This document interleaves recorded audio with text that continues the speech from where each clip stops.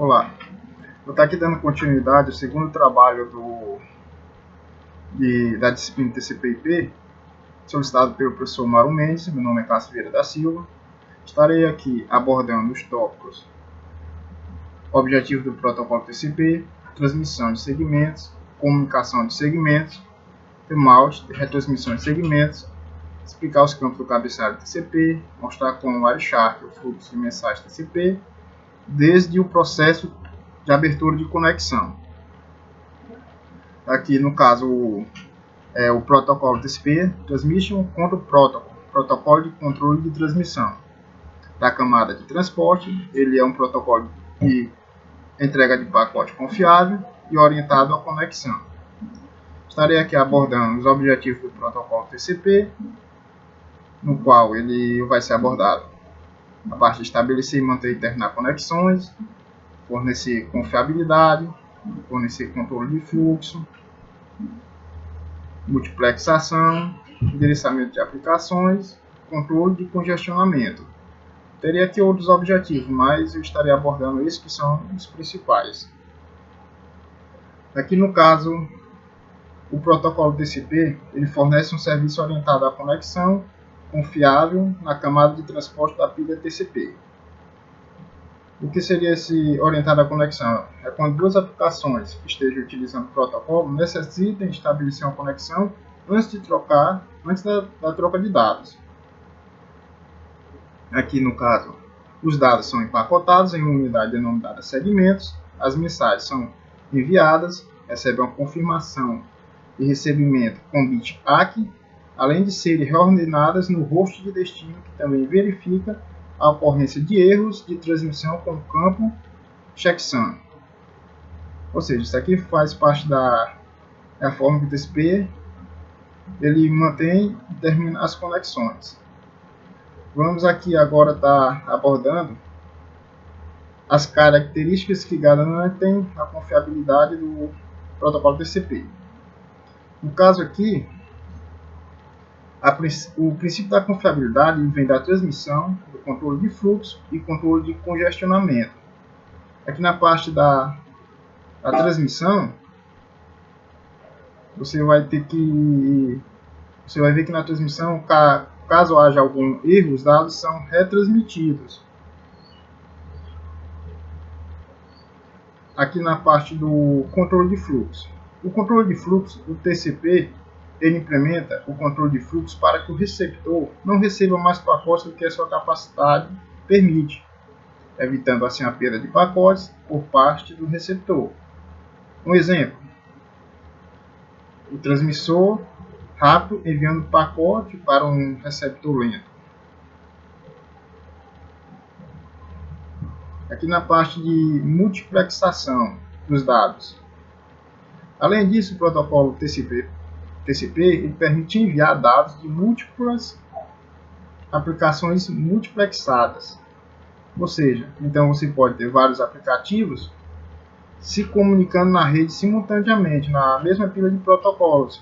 Um exemplo seria abrindo uma página web e ouvindo uma música ao mesmo tempo. Aqui nós teremos aqui na parte de endereçamento de aplicações. Ele usa um mecanismo de porta de comunicação para determinar a qual aplicação enviar e entregar os dados transmitidos, assim como o protocolo DP. Aqui são características da camada de transporte. Aqui no controle de congestionamento, o transmissor ele não pode enviar mais pacotes do que a rede pode suportar, evitando assim a perda de pacotes durante a transmissão. Aqui logo abaixo será explicado os campos do cabeçalho TCP, que são 11 campos fora o campo de dados. Tem aqui o número da porta de origem, o número de porta de destino, número de sequência, número de confirmação, comprimento do cabeçalho, o campo reservado e os flags, tamanho da janela, o campo checksum, conteúdo urgente, opções. Aqui no caso do número da porta de origem, o número que identifica a aplicação, ou seja, o processo que envia e que vai receber os dados transmitidos. Aqui na porta de destino, número que identifica a aplicação, processo que deve receber os dados. O número de sequência é o número que identifica o byte que está sendo transmitido dentro do fluxo de dados do transmissor para o receptor. Aqui no caso, sempre que há uma nova conexão, é estabelecido uma flag, um bit chamado SYN ativado. Nesse caso, quando você tem uma nova conexão, o campo número de sequência ele possui um número de sequência inicial chamado ISN, número escolhido pelo host para essa conexão em particular. O número de sequência do primeiro byte de dados que vai ser enviado vai ser o INS mais um. Como cada byte que é transmitido é numerado, o número de confirmação contém o próximo número de sequência do host, que envia a confirmação e espera receber. No caso, ele trabalha junto aqui com a parte com o número de confirmação, na realidade. Esse número de confirmação que seria? Trabalha assim, se a flag ACK confirmação estiver ativada, o valor deste campo será o próximo número de sequência que o destinatário espera receber. Ele serve para controlar quais dados estão sendo enviados e quais o receptor espera receber na sequência. É o controle para que os dados não sejam perdidos na transação da conexão e trabalhem em conjunto com o flag ACK. Quando o flag ACK estiver ativado, o valor desse campo será o próximo número. Vamos dar aqui segmento aqui no comprimento de cabeçalho, data offset. O tamanho do cabeçalho TCP em palavras de 32 bits. Aqui nesse caso você pega o número total de bits que tem no cabeçalho e divide ele por 32 e o resultado é o número do cabeçalho. O comprimento mínimo é de 5 palavras, ou seja, 20 bytes. O tamanho máximo é de 15 palavras ou 60 bytes, com as opções. O número do cabeçalho indica o ponto de início dos dados, a partir do início do segmento TCP. Então, finalizando o cabeçalho vem a área de dados. Aí você consegue determinar essa área de dados a partir do comprimento do cabeçalho. Aqui no campo reservado, 3 bits para uso futuro, ele consiste atualmente na sequência de 000. Aqui no caso ele já foi maior no passado, só que aos poucos os bits foram sendo utilizados, por exemplo, na criação de flags. O que seria ser essas flags? O flag é um bit que pode ser 0 ou 1, ou seja, desligado ou ligado. Aqui nós teremos aqui o campo NS, que é um campo opcional adicionado ao cabeçalho. Os 3 primeiros bits ou flags são o NS, CWR e SE. Esses 3 bits eles tratam da notificação de congestionamento explícita. Está aqui explicando aqui um pouco sobre eles 3. O CWR é enviado pelo transmissor host para indicar que recebeu um segmento TCP com um próximo flag SE ativado e que ele respondeu no mecanismo de controle de congestionamento. O SN eixo, sua função depende do valor do flag SYN. Se o flag SYN estiver ativado, então o parceiro da conexão TCP é compatível com o SE. Se o flag SYN estiver desativado, então o pacote com flag congestionamento experimentado no datagrama IP foi recebido durante a transmissão normal.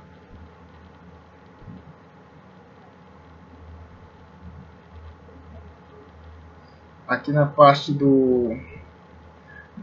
Continuando na parte da descrição dos campos do cabeçalho, teremos aqui o URG, é o URG, né? Quando ativado, ele indica que o campo ponteiro de urgente é válido e o recurso transferência de dados com prioridade é invocado.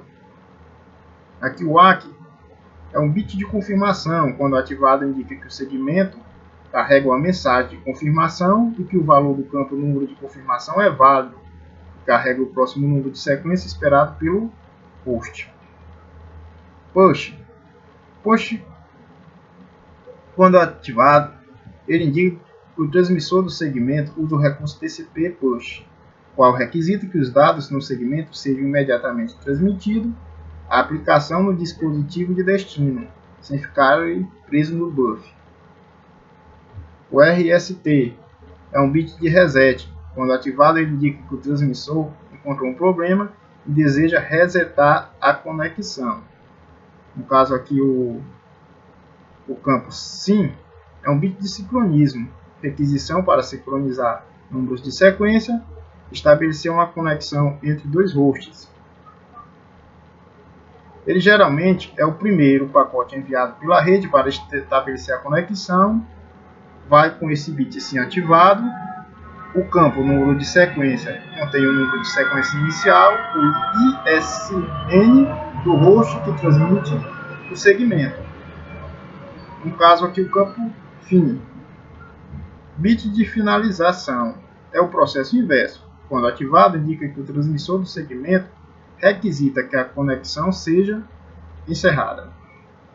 Ou seja, qualquer um dos hosts pode finalizar a conexão.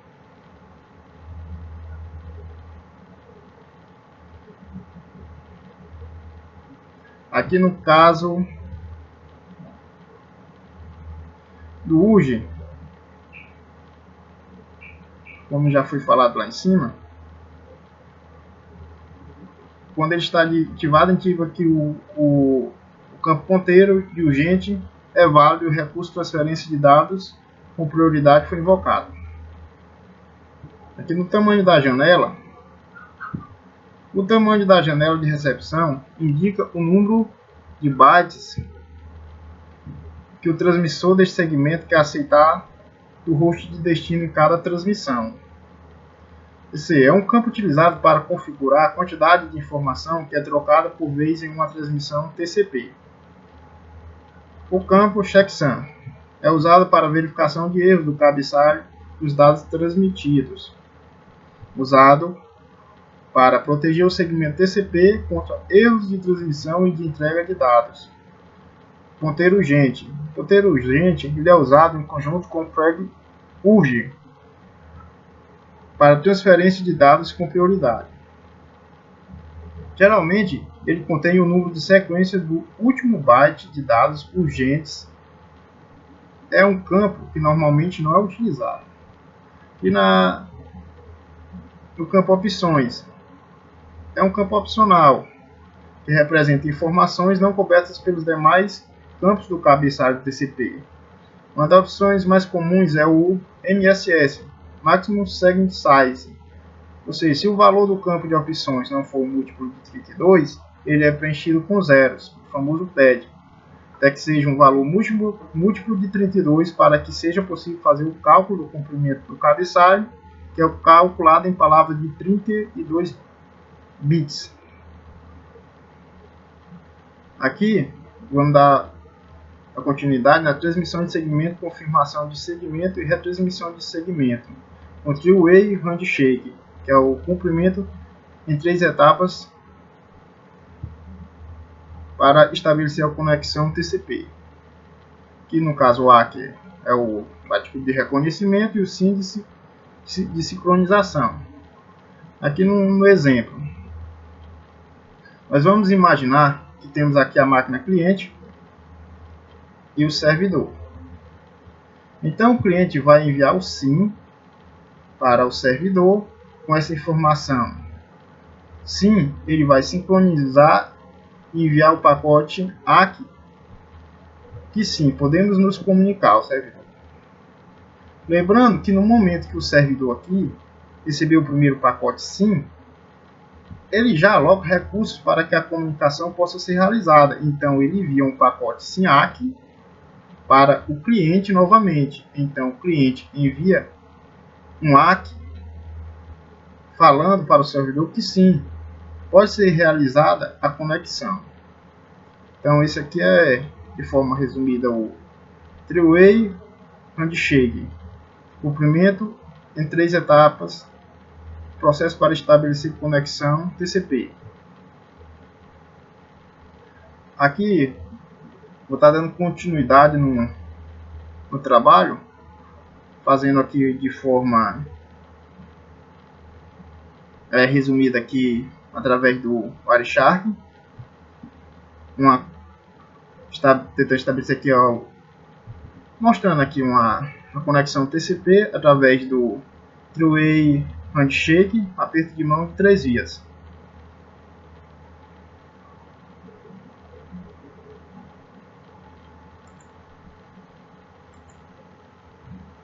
Aberto aqui a tela do Wireshark. Aqui carregou as relações dos pacotes capturados. Aqui essa relação ela pode ser baixada no próprio site do Wireshark. Aqui nós temos aqui os detalhes dos pacotes, e aqui embaixo ele é hexadecimal. Aqui foi uma conexão entre um navegador e um servidor web. Aqui o navegador requisitou uma página do servidor web. Como o HTTP usa o TCP, aqui precisamos observar o estabelecimento da conexão, que é observado quando o cliente 145.254.160.237 envia para o servidor de destino um segmento TCP, no caso aqui o servidor de destino 25.228.223, com a porta fonte 3372 em direção à porta 80, que é uma porta comum para o servidor web. Aqui a opção do TCP que está ligada é o SYN, identificando que a requisição para o estabelecimento de uma conexão. O número de sequência inicial é o 0. Não é um número de sequência real, é um número de sequência relativo. Aqui na parte 8760 é a janela de recepção do cliente, esse campo. Aqui nós temos o tamanho que está sendo carregado pelo TCP, ou seja, 0, porque nenhuma mensagem de aplicação está sendo enviada. Essa parte nós temos o tamanho máximo de segmento na rede local onde o cliente está conectado. Certo? Então veremos aqui para o segundo campo. Aqui na linha de baixo, o servidor 65.208.228.223 ele responde com o SYN-ACK ligados, onde o número de reconhecimento de ACK confirmou o recebimento do número de sequência. Isso daqui. Formando seu número de sequência. Isso aqui. E a sua janela de resposta. No caso, 5840. Vindo para a parte de baixo, o cliente finalizou o estabelecimento da conexão ao enviar o segmento com bit ACK ligado.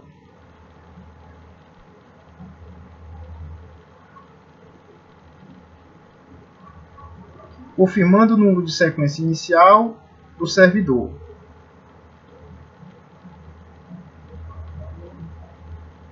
Utilizando seu próprio número de sequência. Informando a sua nova janela de recepção. No caso aqui é 9660.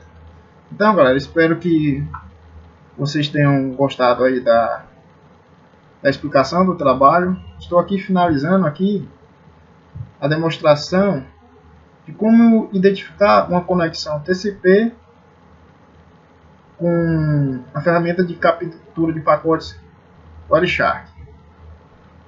Até mais.